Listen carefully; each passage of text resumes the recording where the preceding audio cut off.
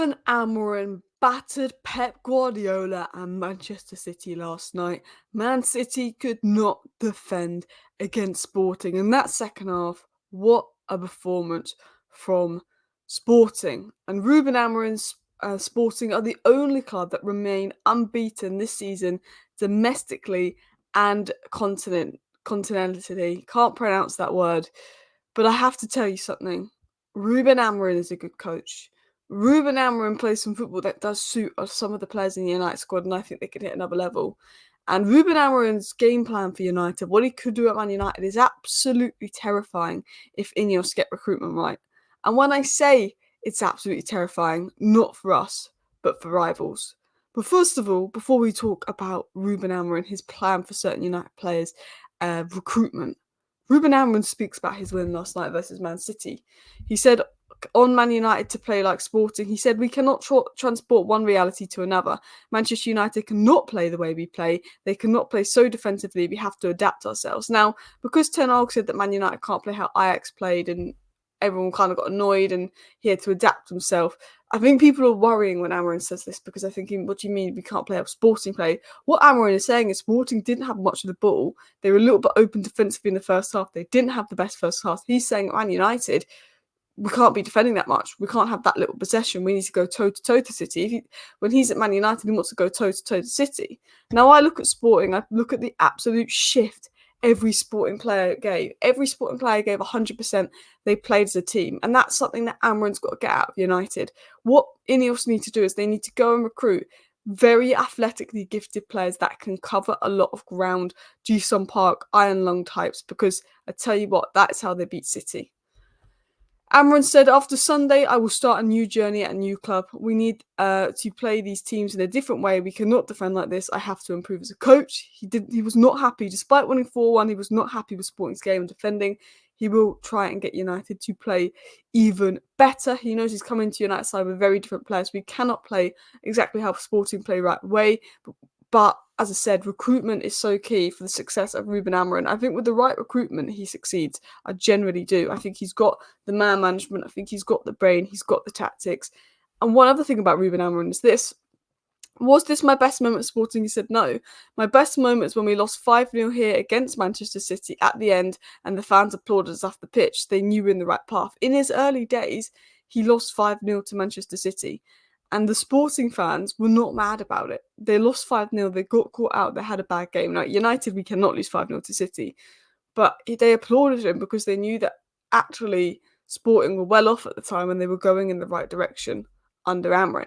Now, everybody keeps talking about Victor Gyokeres this, Victor Gyokeres that. And you know what? I'd love him at United. He's a monster. But I don't think he's really needed as much as we think. I think we have our own Victor Gyokeres in Rasmus Hojlund with 7 years less experience. I think Hojlund can become, in the next 2 years, everything you are seeing in Victor Gyokeres. Hojlund does his best work at United when he's running onto the ball and gets fed direct chances. Sporting's game plan is play the ball through. You know, it's very direct, and I know some people don't like direct ball. The Ten Hag did it, Ole did it, but it is very direct. Sporting are very direct. It is feed Gyokeres, play him through, play those balls for him to run onto. Hojlund isn't this back-to-goal wrestler that Ten Hag's trying to use him as. Hojlund is someone that does his best work when you feed him the ball, you get him down the channel, he has the ball in front of him, he can run onto the ball, he can dribble. Hojlund, if you look at some of his goals, I believe the Galatasaray goals, if you look at his Champions League performance last year, when he was getting the ball, when he was running on the ball, and he could dribble and run at defenders, he was lethal. You look at the goal he scored versus Arsenal in pre-season, lethal, and that is how they aim to feed Gyokeres. Sporting go direct on the break. Gyokeres is often running and very clinical. Hojlund will thrive in that role. Well, I'm not saying that Hojlund is as clinical as Gyokeres, but Hojlund, has barely had any chances so far this season, and I think he's got 3 goals so far this season. Hojlund, if you give him the chances, he's a lot more clinical than any other player in the squad. He can run the channels. He likes to be played into space. He doesn't want to be this guy that wrestles, that has to pin defenders that Ten Hag's asking him to do. He's not that guy. He is someone that runs into space and can be lethal. And that is exactly how Gyokeres is used. And I said this, people don't realise that Hojlund is basically Gyokeres with 7 years less experience. That role under Amorim is perfect for him. And honestly, it really is.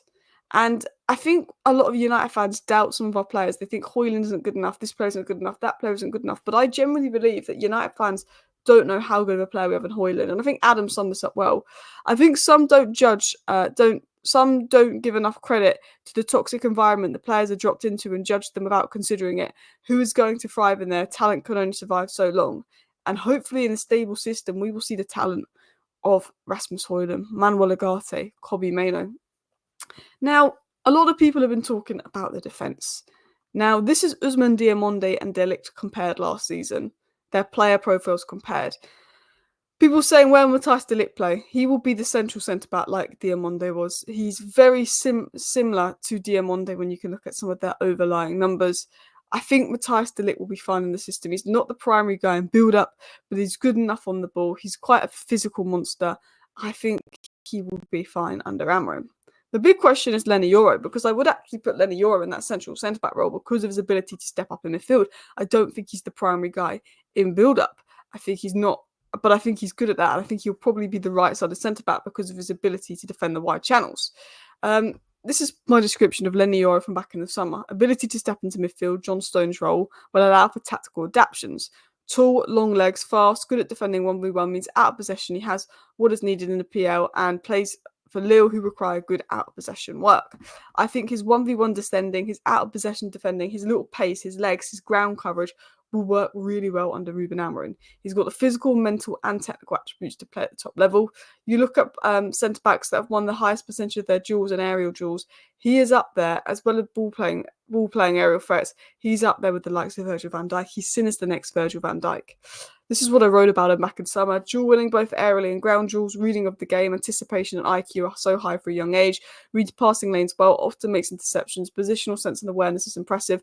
Footwork, comfortable on the ball and controls it well. Speed, fast, good at 1v1 defending and covering large spaces. Passing, high volume, consistency, accurate passer, able to progress play and break lines. He has all these attributes in his game, and I think he is a top centre-back. And I think he is so young that he can be moulded and adapted onto what Ruben Amorim wants. But I think he could be the central centre-back in Ruben Amorim's system because of his ability to step in midfield. But I think because of his out-possession abilities, his wide channel defending, he could also be a wider centre-back in Ruben Amorim's system. I think Amorim could play him in many different roles and he can adapt him because he's such an asset with so many technical and physically gifted traits.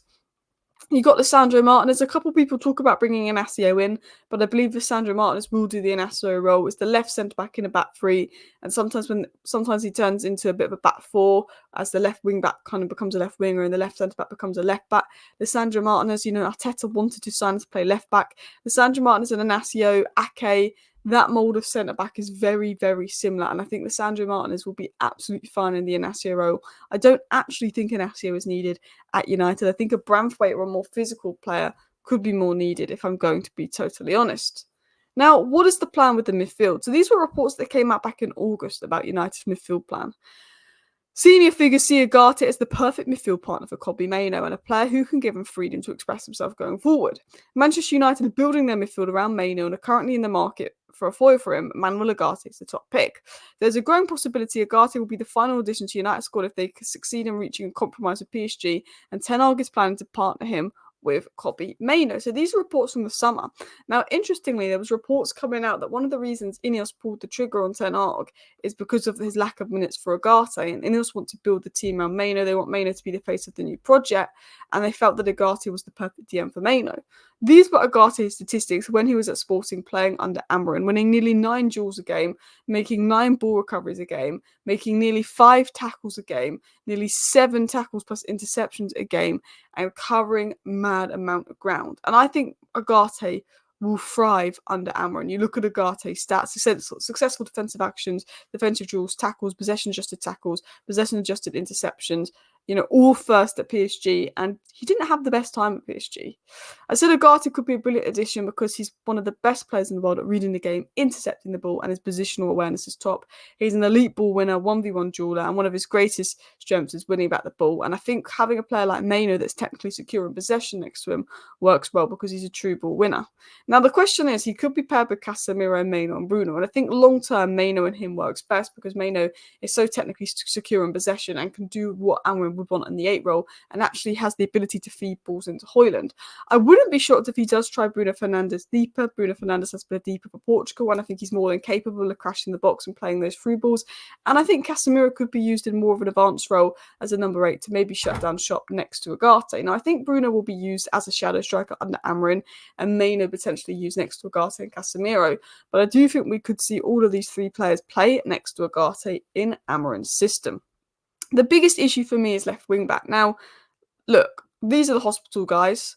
Breadstick muscles, I've called them. They're not fit. Profile-wise, Luke Shaw does suit a left wing back in Amorim's system, but I'm expecting him not to be fit. Malacia is a bit more defensive than Shaw. I think he'd be better as a left centre-back.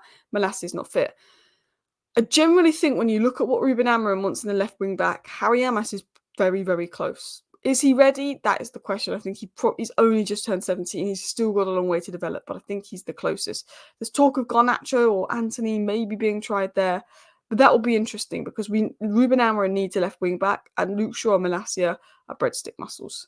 He likes his forwards to be narrow. Now, this is why I have a few concerns over Garnacho, because he's more of a touchline winger, whereas Ahmad at Sunderland operated as almost like a narrow winger, a right-sided number 8, a right-sided number 10. Marcus Rashford almost does his best work as a left forward, where he's closer, more central to goal, not a touchline winger, and can run in behind. Now, he normally operates with a striker, a shadow striker, and a narrow forward type winger. Ahmad can be the narrow forward on the right, Rashford can be the narrow forward on the left. I don't think he would play Ahmad, Rashford, and as both narrow forwards. I think he would have Ahmad as a shadow striker number 10, Rashford as a narrow left forward, and Hojlund as a narrow striker, if I was going to be totally honest on what I think he would do. But I think they both really suit Amorim's game plan. I think the shadow striker role is more of a 10 role, more of a 10 centre forward, 9.5 role. It may very much suit Joshua Zirkzee, who a lot of United players have wrote off already, but if you watch them at Bologna, you know there's a good player there. As said earlier, I think Ahmad can play that role as well as the narrow forward role, and I think Bruno Fernandes could be utilised in that role, as he's almost been playing as a second striker for Manchester United this season in a 4-4-2. He's almost sort of becoming a bit of a centre forward at United lately. So this is what I expect Ruben Amorim to potentially do with Manchester United. The big question mark, of course, is Luke Shaw there. And the other question mark is Harry Maguire could step in, but do we have enough fit defenders to do this that are good enough? But I think this is how he will line up United, and I think it is quite exciting.